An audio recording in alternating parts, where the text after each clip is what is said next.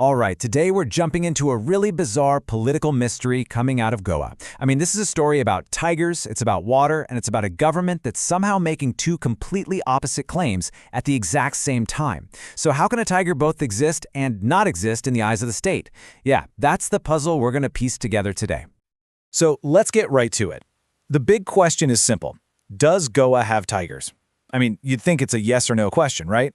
But oh boy, is it more complicated than that. As we're about to find out, when you mix politics and resources, the answer really depends on who you're talking to and what they're trying to get. And here it is, you can see it right here. This is the paradox in black and white. On one hand, you have the Goa government telling a legal body there's, and I quote, no permanent presence of tigers. Okay, but then, in a completely different legal fight, they say our tigers are permanent residents. Come on. These aren't just slightly different interpretations. They're polar opposites. So what in the world is going on? Okay, so let's tackle the first side of the story. Let's look at the case of no tigers. This was the government's official public position for a while, and it's a stance that had some pretty serious consequences. Now, the big problem with this whole no tigers argument, well, the evidence just doesn't back it up. Not even close. You've got the National Tiger Conservation Authority, the NTCA, which has actually captured photos of 3 different tigers in Goa on camera traps. Plus, if you look at a map, Goa's forests are basically a superhighway for tigers, connecting them to habitats in Karnataka and Maharashtra. Tigers don't really care about state lines. So conservationists have been screaming this for ages, making a super strong case that Goa is absolutely tiger territory. With all this evidence piling up, the pressure started to build. And eventually, the Bombay High Court had to step in.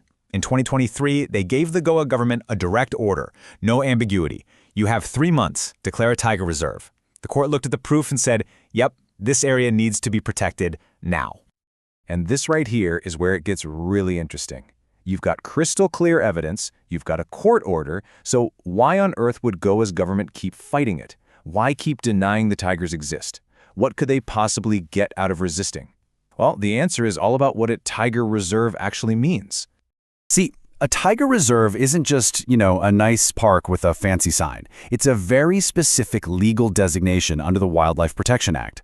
It creates a super restricted core area where the tigers can thrive, and then a managed buffer area around it. It's a major, major conservation commitment.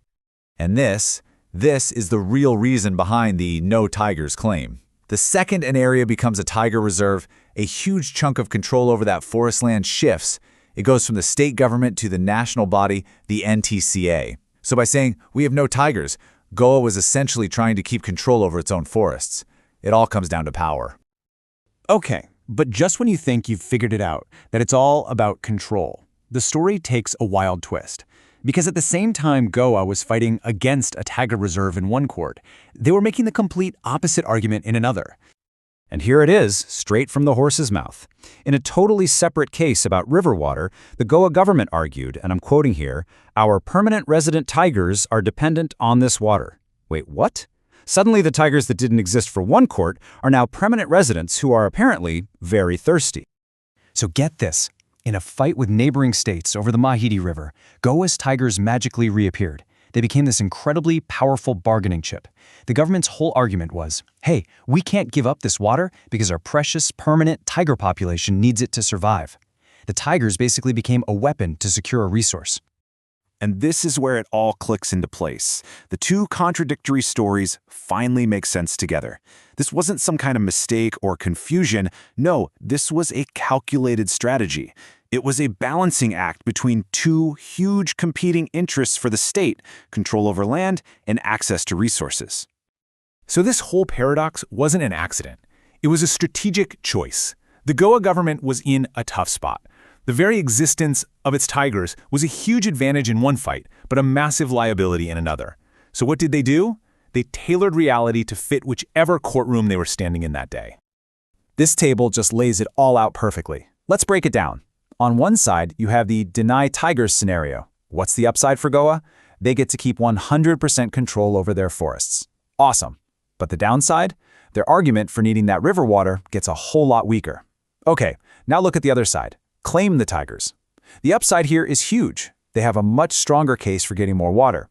But the downside? They have to create that tiger reserve and give up a lot of control to the national authorities. It's a classic political catch-22. So, when you peel it all back, what this whole mess is really about is a high-stakes game. We're talking about a state's power over its own land, its desperate need for critical water resources, and, oh yeah, caught right in the crossfire is the actual future of tiger conservation in that entire region. And all of this leaves us with a really tough, provocative question to think about. When politics forces a choice like this, what's more valuable to a state? The tiger living in its forest or the river flowing through it?